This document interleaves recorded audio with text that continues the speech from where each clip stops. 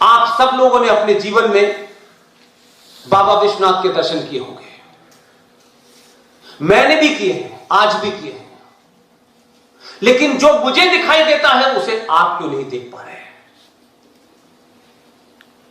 हमारे घर में एक छोटी सी पूजा करते हैं, छोटी सी किसी भी चीज की पूजा करते हैं, उस पूजा में जरा सा विघ्न पड़ जाता है, कोई अनहोनी हो जाती है, तो हम कहते हैं कि नहीं अब पूजा ये नहीं रही, या तो दोबारा करेंगे या किसी और शुभ दिन करेंगे। यही करते हैं, छोटा सा विघ्न भी। उस समाज ने, आप चाहते हैं कि भगवान के मंदिर जाएं और भगवान आपको आशीर्वाद इतना दें, आपको, आपके राष्ट्र को, आपके शहर को फल फूलों से भर दें, खुशहाली से भर दें। लेकिन मुझे बताइए, क्या मैंने सोचा हम कितने कायर लोग हैं?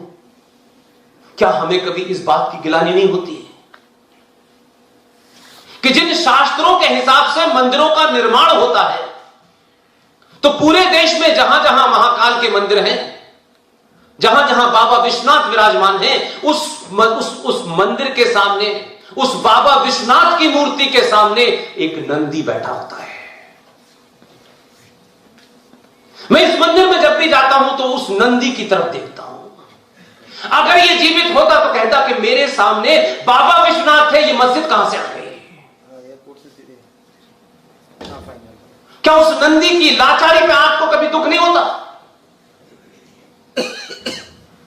क्या आपने सोचा कहते थे कि एक ऐसा मंदिर जो छिन्न भिन्न हो गया हो, जो अपवित्र हो गया हो, जो शास्त्रों के हिसाब से खराब हो गया हो, किसकी जिम्मेदारी है? पूरी दुनिया में जहां मंदिर बना हुआ है, काशी का, बाबा विश्वनाथ का, महाकाल का, उसके आगे एक नंदी होता है। वो शास्त्रों के हिसाब से होगा, उस बहस में नहीं जा रहा, लेकिन आप सब लोग दूध चढ़ाने जाते हैं, लेकिन उस नंदी की तरफ नहीं देखते। मैं हर बार उस नंदी की तरफ देखता हूं, इसलिए कहता हूं आपसे, सरकारों के भरोसे कायर समाज रहता है। अपने निजी स्वार्थों से ऊपर उठिए। हम सबको जाना है, आपकी कमाई हुई करोड़ों की दौलत भी आपके बच्चे समाप्त कर देंगे। जो आप करके जाएंगे, अगर ये आस्थाएं परंपराएं रहेंगी तो सनातन रहेगा। सब कुछ मैं करूं, अपने लिए करूं, ये नहीं हो सकता। हम बहुत बार बार चिंताएं करते हैं, लेकिन क्या हमारा कंट्रीब्यूशन है, इसकी चिंता नहीं करते। मथुरा का अलग हाल है। 150 साल के मुकदमे के बाद आपने बाबरी मस्जिद की जगह मंदिर बन गया, तो पूरा देश बड़ा उत्साहित है। तो 30,000 मंदिरों की अगर जब बारी आएगी तो कम से कम 3,000 साल लग जाएंगे। यह जिंदा कौमों की निशानी नहीं है। जिंदा कौमें अगर मरने का फन भूल जाती है, वो कौमें जिंदा नहीं रहती। इसलिए जिन्हें मरने का फन आता है, वही लोग जिंदा रहते हैं, वही समाज जिंदा रहता है, वही देश जिंदा रहता है। और जो कौमें ये ढूंढती हैं कि मरने का काम भगत सिंह का है, सुभाष चंद्र बोस का है, हमारा काम तो फूल लगा करके 19 साल प्रधानमंत्री बनना है, तो भाई साहब फिर दुनिया में लोग आपको, जो आपका हशर हो रहा है वो फिर सही हो रहा है। लेकिन गलत या सही, पूरी दुनिया आज भी, पूरी यूरोप आज भी आपको 1947 के पिताजी की संतान नहीं मानते। आपको जो 1947 में पिताजी आए, उन्होंने कहा कि सब बाकी तो मेरी संतानें हैं। पूरी दुनिया आज भी, आप विदेशी अखबार पढ़िए, मैं तो बीबीसी वगैरह में रहा तो इसलिए मुझे बाहर का ज्यादा अंदाजा है। पूरी दुनिया आज भी आपको उस भारत से जानती है जिसने जीरो का आविष्कार किया, जिसने सूरज और जमीन की दूरी बता दी। 1948 में नासा आया है। 1948 में, क्या 1948 से पहले कुंभ नहीं हो रहा था? एक गांव में हमारी माँ और दादी और नानियों ने, जिन्होंने जीवन में कोई क्लास नहीं की होगी, 5 रुपए के पंचांग को देखकर घर में बता देती है कि कल सूर्य ग्रहण होगा और इतने बजे से इतने बजे तक होगा, और इस दरमियान ये मत करना।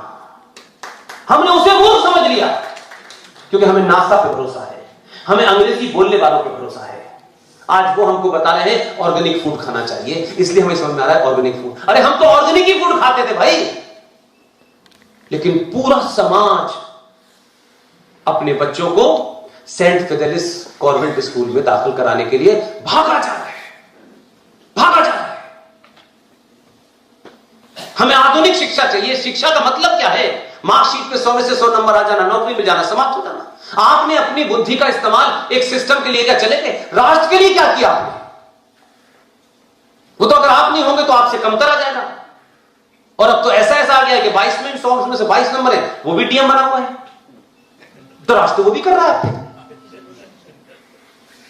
1991 में जो प्लेसेस ऑफ वर्शिप एक्ट आया, उसको हमारी टीम के एक साथी विष्णु शंकर जैन ने चैलेंज किया है, सुप्रीम कोर्ट ने एक्सेप्ट कर लिया। मेरी विनती है आपसे, मैं बार बार एक ही बात कहता हूं, ये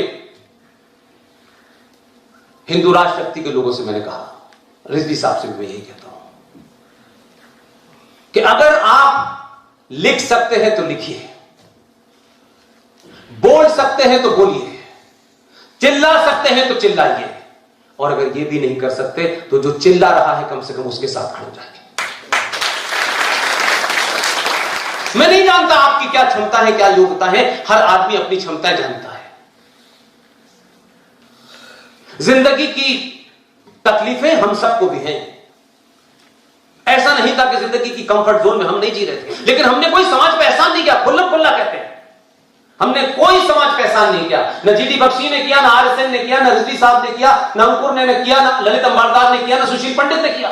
किसी ने आज तक आपसे यह नहीं कहा होगा कि हमने बहुत बड़ा एहसान किया है। हमें यह लगता था कि इस समाज के सामने हम क्या कर सकते हैं, क्या हमारी भूमिका हो सकती है। हमें से कोई करोड़पति नहीं है, सब मिडिल क्लास के लोग हैं। हमने कभी सार्वजनिक तौर पर नहीं कहा हमारे घर का खर्चा कैसे चलता है, हमने नहीं कहा, क्योंकि ये हमने अपनी मर्जी से चुना है। अपनी मर्जी से कई लाखों की नौकरी छोड़ी है, किसी पे एहसान नहीं किया है, इसलिए कि नौकरी तो करोड़ों लोग कर रहे हैं। जो नौकरी नहीं भी करते वो भी जिंदा रहते हैं, वो भी भगवान उन्हें अपने समय से बुलाता है, और जो करोड़पति होते हैं उनको भी भगवान बुलाता है। लेकिन उसके बाद क्या है, तो हमने अपनी भूमिका को चुन लिया है। हम समझते हैं कि इसको हम ईमानदारी से करते रहें, पूरी ताकत और शिद्दत के साथ करते रहें, और लोगों के सामने उन बातों को रखें जो लोगों को पता नहीं है, जिसकी वजह से गुमराह है, जिसकी वजह से इस देश में माओं को लगता है, हमारी बहनों को लगता है, इस देश की बेटियों को लगता है कि 70 mm पे दिखने वाली जो लड़की है वही खूबसूरत है। इसलिए तैमूर की अम्मी को हमने मान लिया है कि वही खूबसूरती की मिसाल है।